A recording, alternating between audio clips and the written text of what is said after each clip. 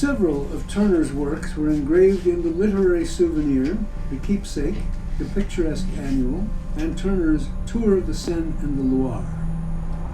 It has been the fashion of late to decry the class of publications known under the designation of annuals, once so popular, and to place them all, good, bad, and indifferent, in the same category. Yet the services which they rendered to art and literature, with the details of their history placed fairly before the public, would go far to arrest this unjust tone of depreciation.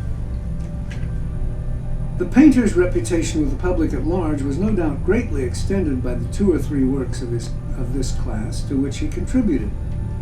They penetrated where large prints had never before found their way.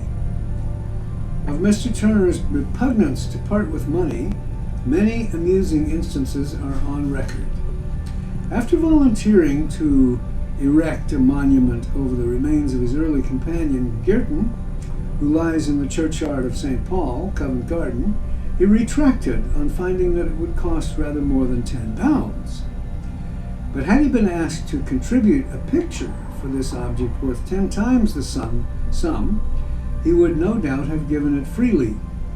Thus, the father of the late hall porter of Mr. Walter Fawkes, of Farnley Hall, Yorkshire, who kept the village alehouse, received from him a drawing of great value in liquidation of a trifling score of some £4 or £5.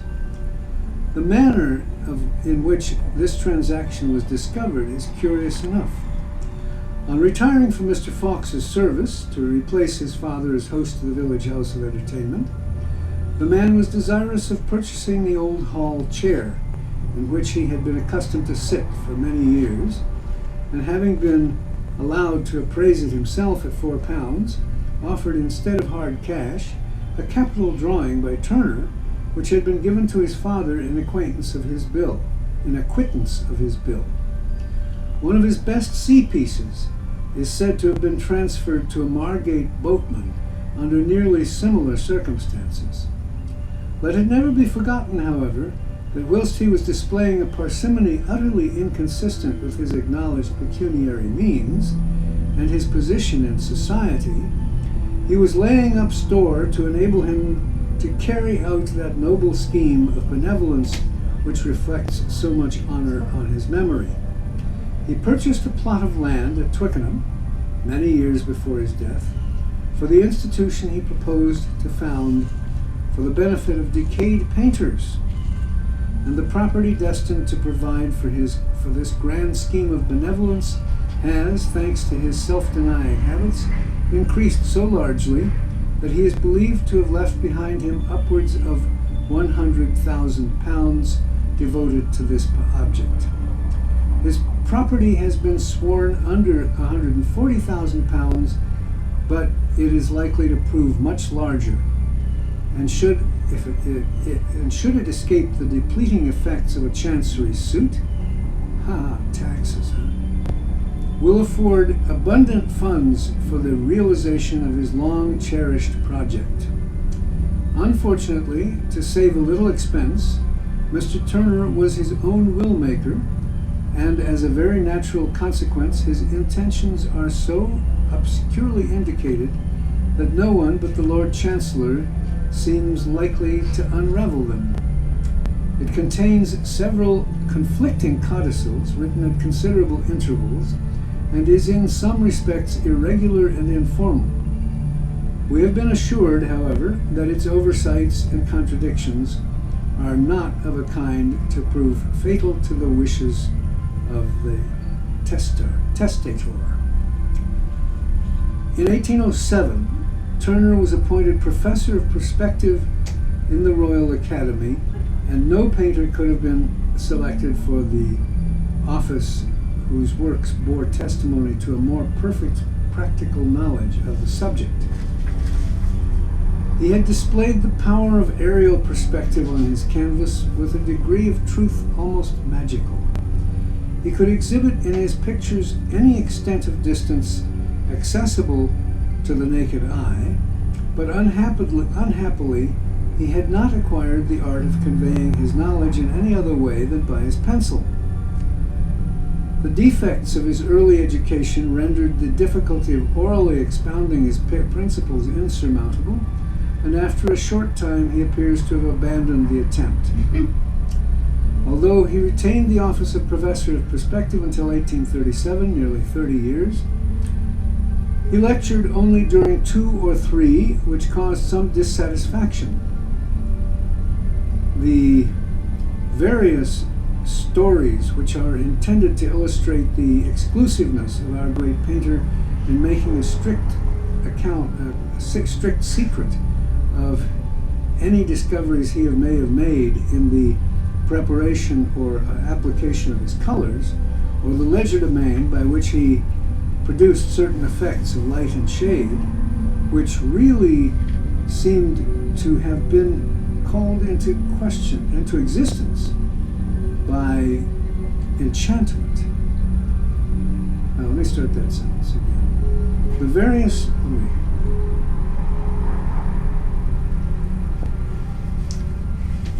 various stories which are intended to illustrate the exclusiveness of our great painter in making a strict secret of any discoveries he may have made in the preparation or application of his colors, or the legerdemain by which he produced certain effects of light and shade, which really seem to have been called into existence by enchantment, are in a great degree disproved by facts that are within the personal knowledge of all his contemporaries of the Royal Academy. A portion of each of his exhibited pictures is known to have been painted on the days appointed for retouching and varnishing, and on such occasions his brother artists had abundant opportunities of acquainting themselves with the secrets of his practical operation. He could not, at such times at least, have concealed the character of his colors on his palette or his mode of applying them. In 1808, Mr. Turner added a country house at the end of the Upper Mall, Hammersmith, to his town residence. In 1812, he removed from Harley Street to 47 Queen Anne Street West. 2 years afterwards, he left Hammersmith for a villa at Twickenham, which he first called Solace Lodge, but soon altered to the more euphonious designation of Sandycombe Lodge. Of this villa, an engraving by the elder Cook was published in 1814 in his Thames Scenery from a sketch by Havel.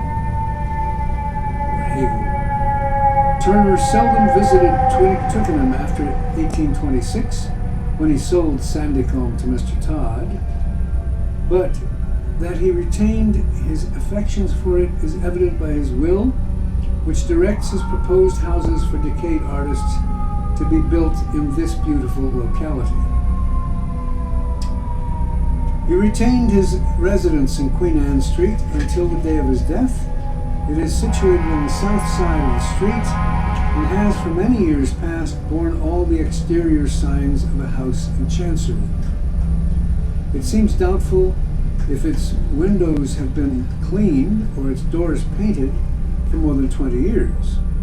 Such was the monomania of the painter that he permitted much of the valuable property it contained to be irreparably injured and some to be altogether destroyed, rather than incur the expense of an occasional fire. An old porter Such was the monomania of the painter that he permitted much of the valuable property it contained to be irreparably injured and some to be altogether destroyed, rather than incur the expense of an occasional fire. An old porter and an older female domestic who had been in the service of his father and whose habits were almost as economical as those of their master were the sole occupants of the house during the long absences of the painter. Mr. Turner's conduct to his father has been much misrepresented. Mr. Turner's conduct to his father has been much misrepresented. No sooner had the son achieved the honors of the academy than he shut up the shop in Maiden Lane and took the old man to his own home, where he treated him invariably with kindness and respect. Anecdotes have been long current of the elder Turner having acted as porter to his son and received the gratuities of visitors. And we have even heard artists affirm that they have often dropped a shilling into his extended palm within the last 20 years. Such stories are wholly destitute of foundation and must have originated in misconception, as the elder Turner died in 1830 and never, we have reason to believe, acted in the capacity here referred to. But as the old man was quite as economical as his son, he would always, when possible, spare the outlay of a shilling by fetching and carrying parcels, especially books. During the 49 years that Mr. Turner was a member of the Royal Academy, he was absent only on 4 occasions from its walls, namely in 1815, 1821, 1824, and 1851. The prices of his pictures during a large portion of the best period of his career were exceedingly moderate. Up to 1815, they ranged from 100 to 300 guineas. Lord de Tabley paid him the last mentioned for The Wreck, engraved by Charles Turner, but the commercial value of that picture now exceeds 4 times that sum. For his drawings for the England and Wales, he received it at so late a date in 1825 only 25 guineas and 30 proofs. Yet these drawings have since fetched prices varying from 80 to 150 guineas each. Flint Castle, for example, was lately sold by Messrs. Christie and Manson by public auction for £125. For his small book vignettes, he received from 12 to 20 guineas.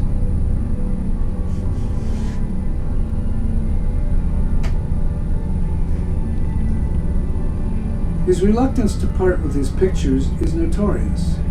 It was next to impossible for publishers to purchase from him direct any of his important works.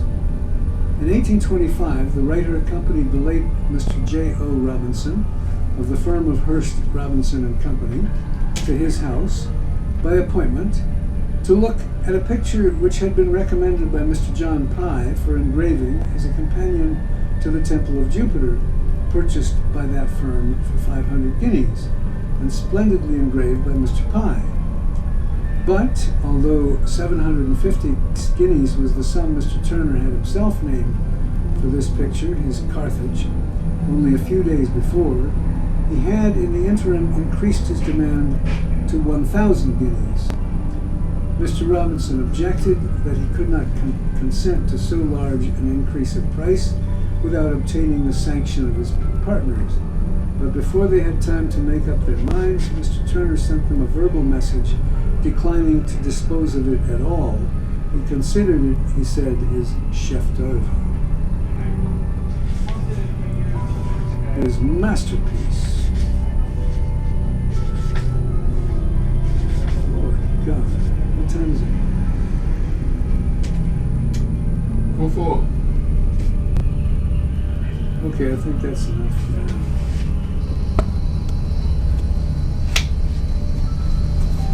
The late Mr. Duroveray, whose embellished editions of popular British classics exercised a beneficial influence on the public taste and led to a manifest improvement in book illustrations, showed the writer more than 20 years ago a very early drawing, either a copy or an imitation of a Paul Sandby, signed W. Turner, which had been given to him by a friend who had purchased it from the hairdresser's window. He also stated on the same authority that the cellar under the shop was inhabited by the family, and that drawings of a similar character were hung around the entrance, ticketed at prices varying from 1 shilling to 3. Many years ago, Mr. Tom Kaizen, the eminent pianoforte manufacturer, related to us the following anecdote, published with some variation by Monsieur Peter Cunningham, but as no date was mentioned, we are unable to state whether the occurrence preceded or followed the exposition of the boy's drawings for sale.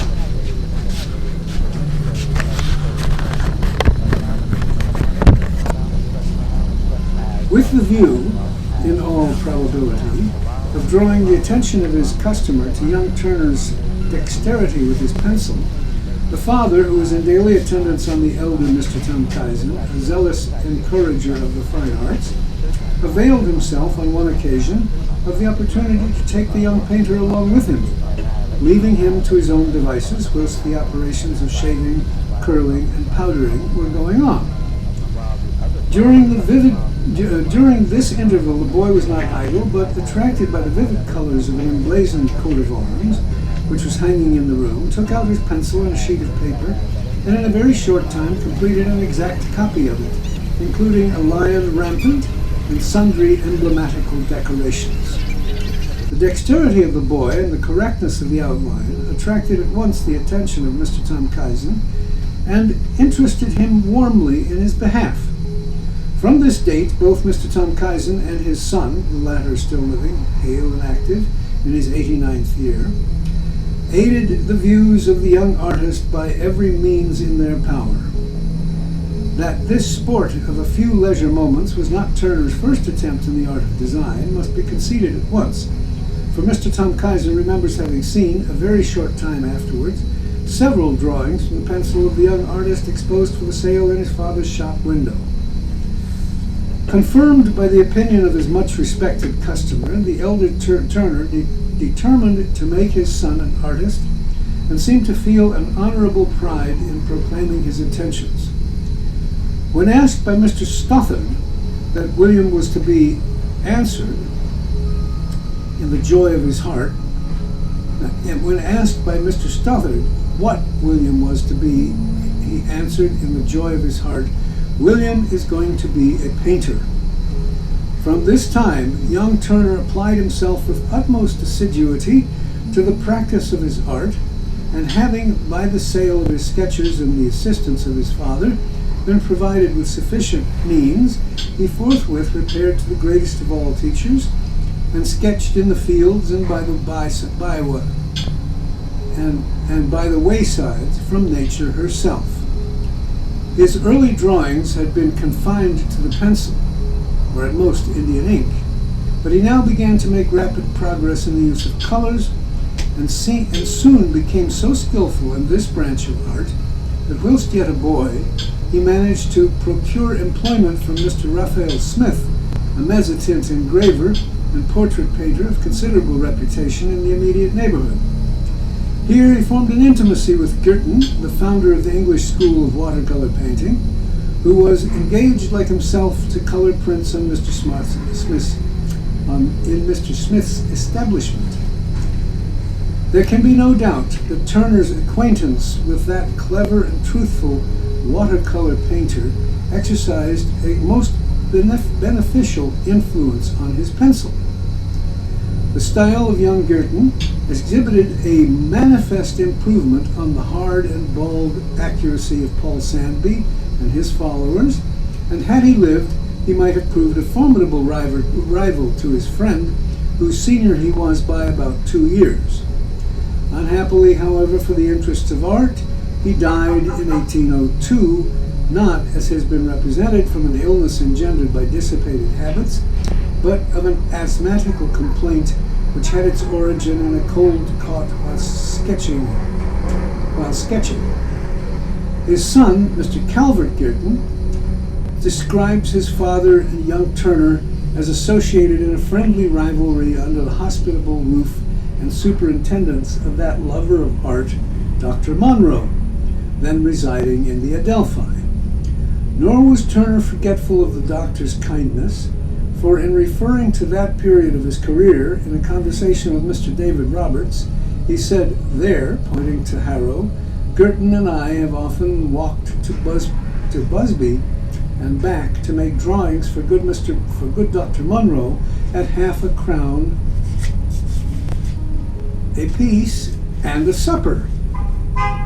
Girton had received the benefit of a more regular education than Turner, having been a pupil of Day's and a student of the Royal Academy for nearly 3 years. He had also the advantage of having accompanied one of his early patrons in repeated tours among the most picturesque scenery of England, Scotland, and Wales, at a time when Turner's means afforded him no opportunity of sketching from nature beyond the outskirts of the metropolis.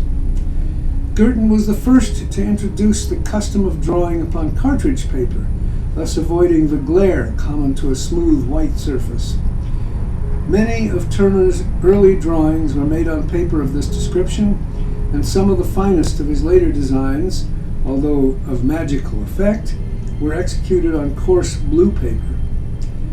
If imitation be indeed, as we are assured it is, the sincerest flattery, there can be little doubt of the very high opinion entertained by Girton by Turner, for we have seen one of his drawings of this time that might almost be mistaken for the work of his friend. Girton's breadth of handling and knowledge of light and shade, and his acquaintance with aerial perspective would seem not to have been lost on Turner. Had his friendly rival lived, English River Scenery, engraved by Charles Turner and published in 1825 to 26 by W.B. Cook, is a production of high art, worthy to be a companion to the Liber Studiorum. Turner's earliest knowledge of perspective has been ascribed to a study of Malton's treatise, but it seems more likely that a new occupation which he entered upon about this time, that of supplying skies and foregrounds to the architectural drawings of Porton, an architect then in great practice, afforded him facilities for acquiring a more perfect knowledge of this branch of his art.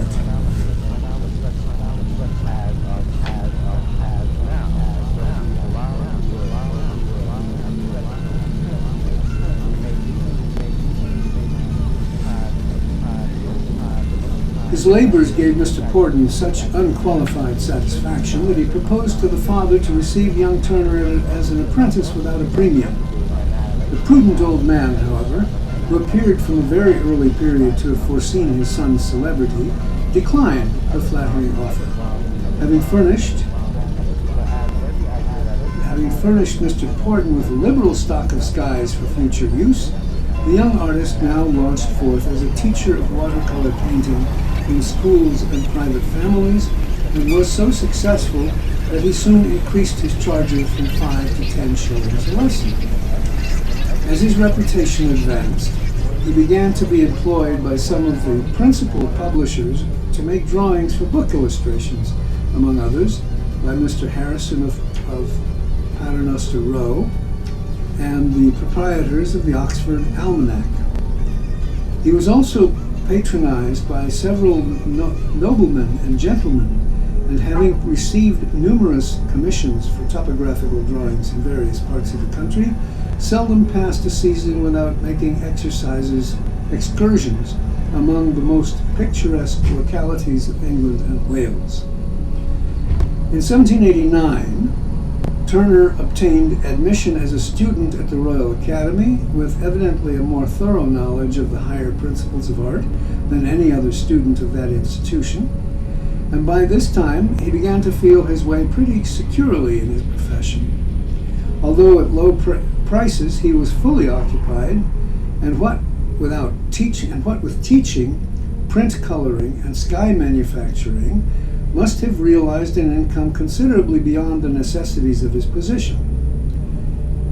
In 1790, he exhibited for the first time at the Royal Academy a view of Lambeth Palace.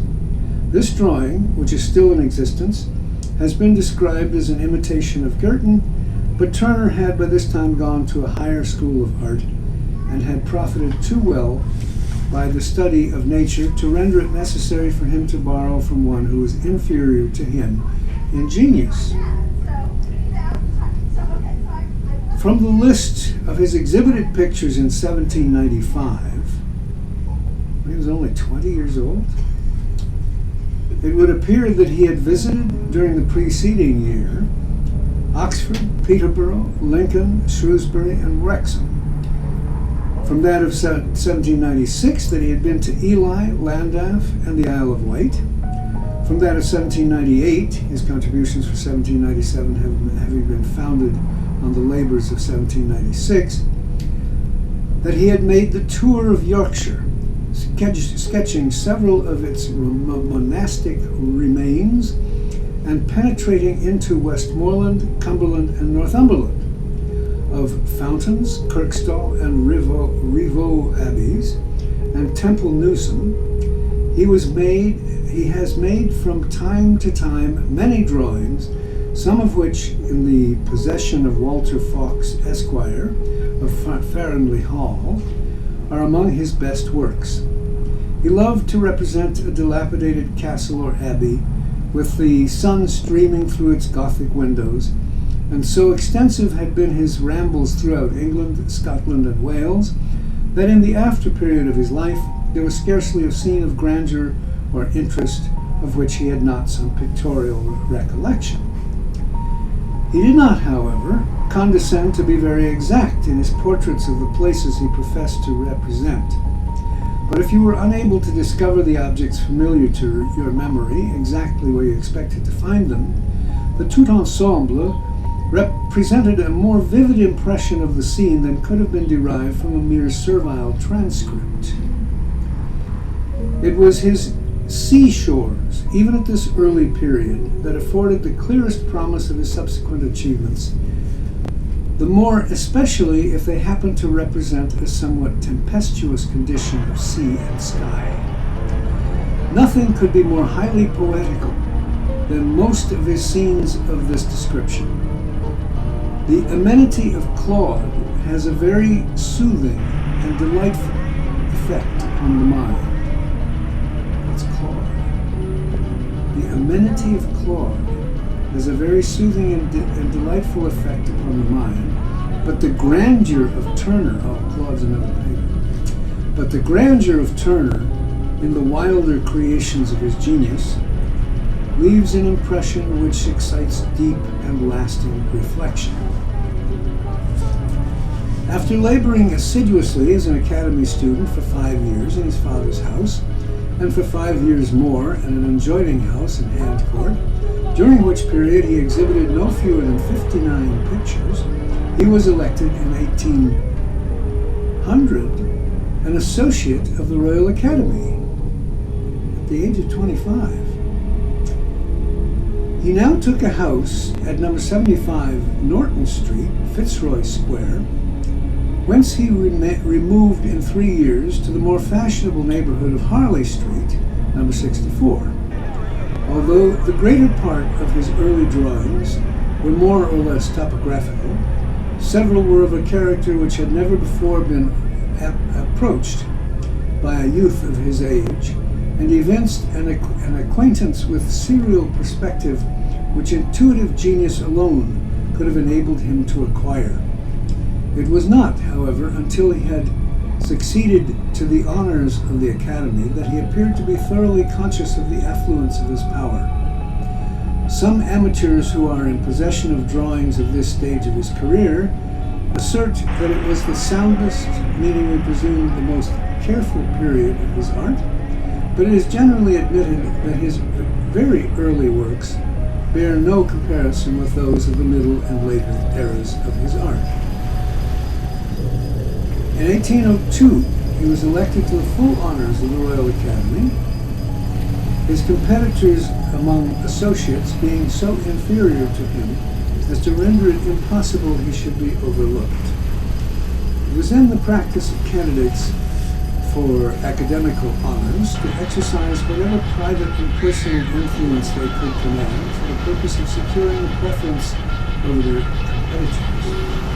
Turner, although the inheritor of no aristocratical pride, had too much independence of spirit to follow his course, and however desirous he might be of a position which confers such important privileges on an artist, he resolutely declined to tout for a diploma, and even refused, after it had been conferred, to comply with the ordinary custom of calling upon his supporters to thank them.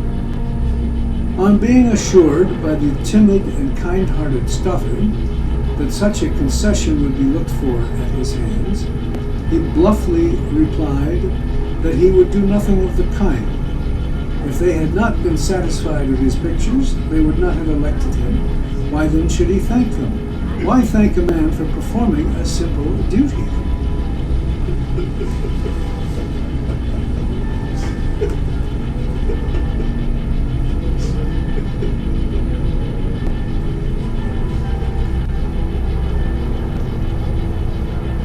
Up to this time, he was chiefly known as a painter on watercolors, in watercolors. But the applause which several of his oil pictures had obtained decided him on devoting his chief attention to the more durable medium, and his paintings of ships bearing up for anchorage, fishermen upon a lee shore in stormy weather, and Kilchurn Castle with the Cruachan, or whatever Welsh word that is, Kilchurn Castle with the something or other, added very materially to his reputation and fully confirmed the judgment which had raised him to the higher honors of the Academy.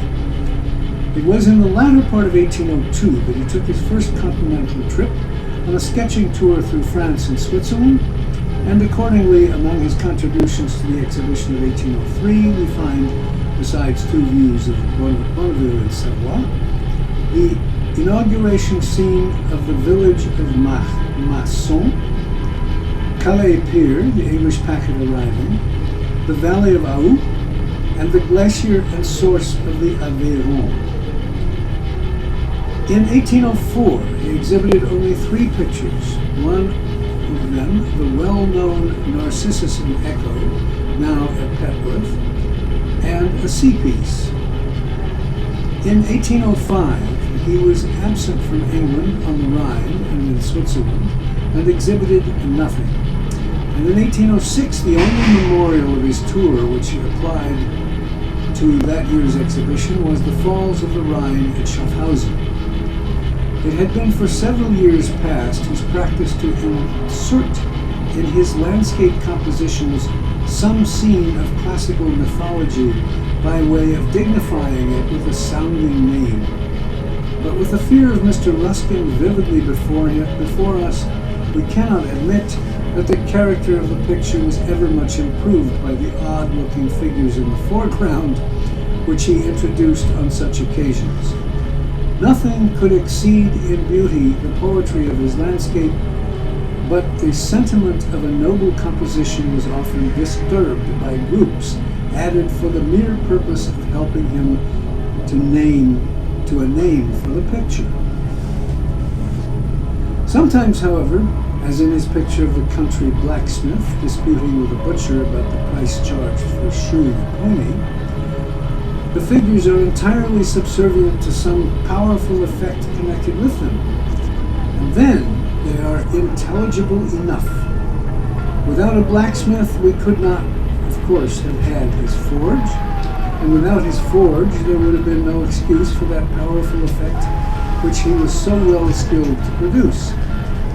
The Athenaeum has an interesting anecdote relating to this picture, which we will quote. Quote, in 1807, Turner exhibited two pictures evidently with a view to display his command over effects: the sun rising through vapor, fishermen cleaning and selling fish, and, more extraordinary still, a country blacksmith disputing on the price of iron and the price charged to the butcher for shoeing his pony. Two pictures which killed every picture within the range of their effects. Oddly enough, the modest picture was injured by being hung between these two fires. Oddly enough, a modest picture thus injured by being hung between these two fires was the Blind Fiddler, the second exhibited picture of Wilkie, then a lad raw from Scotland, contriving to exist without getting into debt on 18 shillings a week. Turner, it is said, on the varnishing day set apart for the privileged body to which he belonged, reddened his sun and blew the bellows of his art on his blacksmith's forge to put the Scotchman's nose out of joint who had gained so much reputation by his village politicians. The story is told, without naming Turner, in Alan Cunningham's Life of Wilkie, and it is condemned as an untruth by the reviewer of the Life in the Quarterly Review. But there is no doubt of the correctness of the story, and that Wilkie remembered the circumstance with some acerbity, although he never resented it openly, as we can ourselves undertake to say.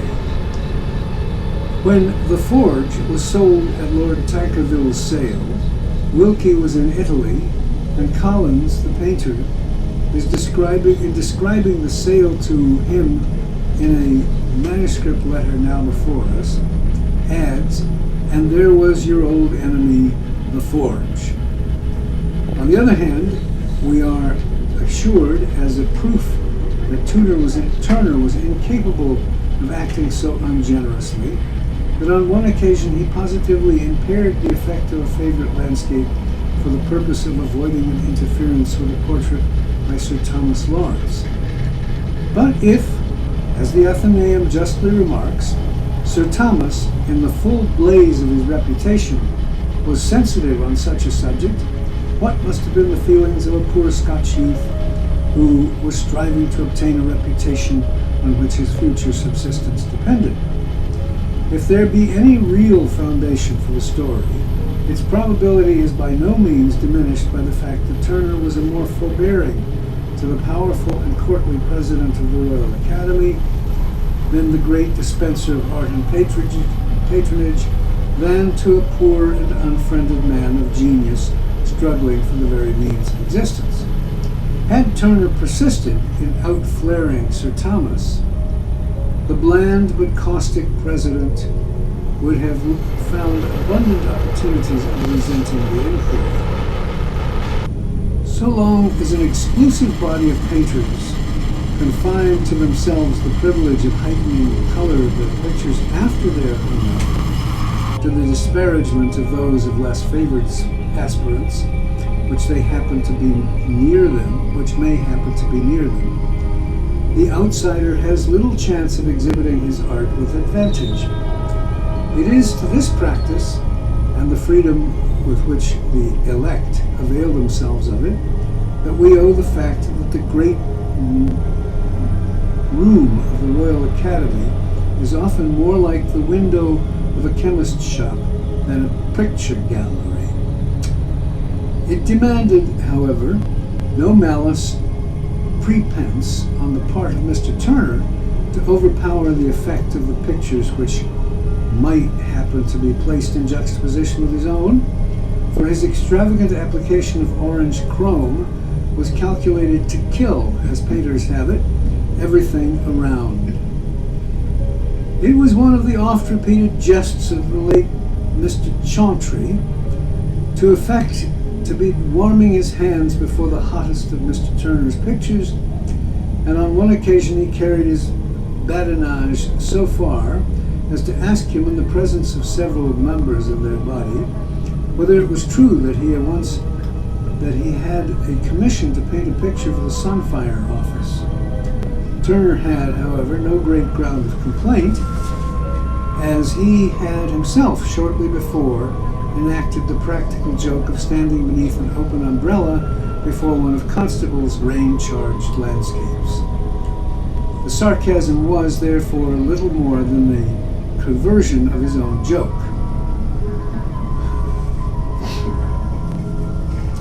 In selecting fancy subjects for his early pictures, Thomson appears to have been Turner's favorite poet. Although that period, God, this thing is long. Although at that period, as well as on a later date, he selected many of his subjects from Milton.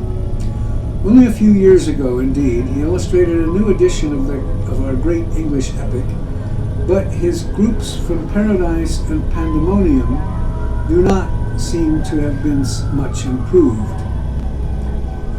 For many of his finest pictures, however, he selected mottos for the Academy Catalogue from an unpublished poem of his own entitled The Fallacies of Hope. And never was a fallacy more conspicuous than his notion that he was likely to pass for a poet.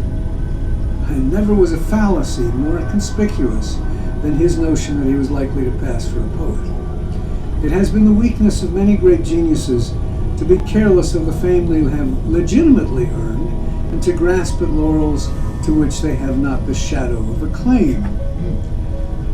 More crazy Crambo than the samples he has given us from year to year of his opus magnum, it is difficult to conceive the fallacy of hope would seem to have furnished the staple of his inspiration for nearly 40 years.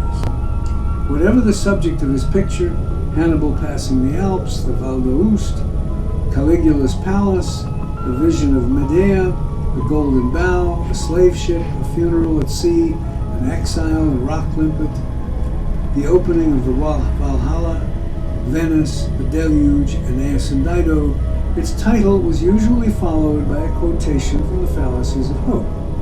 Nay, he even painted a very beautiful picture, the Fountain of Fallacy, for the purpose of giving his fallacies a local habitation and a name, yet we now learn that no such poem ever existed.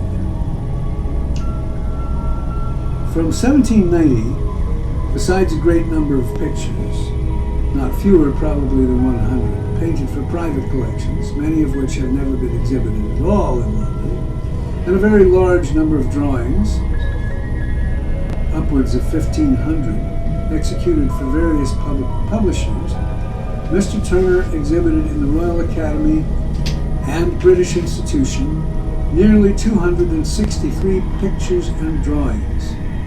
The greater portion of all these have increased in value with each succeeding year, and are now worth 8 or 10 times the price originally placed upon them by the painter. To furnish a catalogue raisonné of even the most striking of these works in the space to which this sketch is restricted is impossible. Many of the painter's more important pictures have been engraved in a style worthy of their excellence by Pye, Goodall, Wallace, Wilmore, Miller, Charles Turner, Cousins, and other of our most eminent landscape engravers. The larger plates from his works, however, albeit of unrivaled beauty as works of art, have realized comparatively little profit to their publishers. The series of views in England and Wales, published in conjunction with Mr. Charles Heath, yielded so Flemish a balance of profit as to compel the publishers to discontinue the work. His picturesque views of the southern coast, published by Arch and Company of Cornhill, The Rivers of England, published by W.B. Cook, and the plates from his Cologne and Dover were hardly more successful, whilst Whitaker's History of Richmondshire, containing 20 engravings from some of the finest of his designs, entailed a heavy loss for its proprietors. All these works, however, are now sought for with the greatest avidity, and fetch, when the impressions are really good, prices greatly beyond their original value. As for the Liber Studiorum, a series of 71 engravings in mezzotint, commenced by Mr. Turner in 1807 and continued at intervals during the 11 succeeding years, undertaken, it is said, in emulation of Claude's Liber Veritatis, and executed 11 of them entirely under his own special superintendence, nay, by himself, although designed to illustrate the great principles of his art and selected from his best subjects was not successful in the business sense of the term. But the price that a fine and perfect copy will fetch at the present time would seem almost fabulous. Engraved by Lucas, Charles Turner, and others at a cost varying from 5 to 7 guineas only per plate. Proof impressions of single plates have recently sold for upwards of £10, and proofs touched on by himself for more than double, whilst a complete copy of the book, in a very ordinary state, has been lately sold by auction for upwards of 70 guineas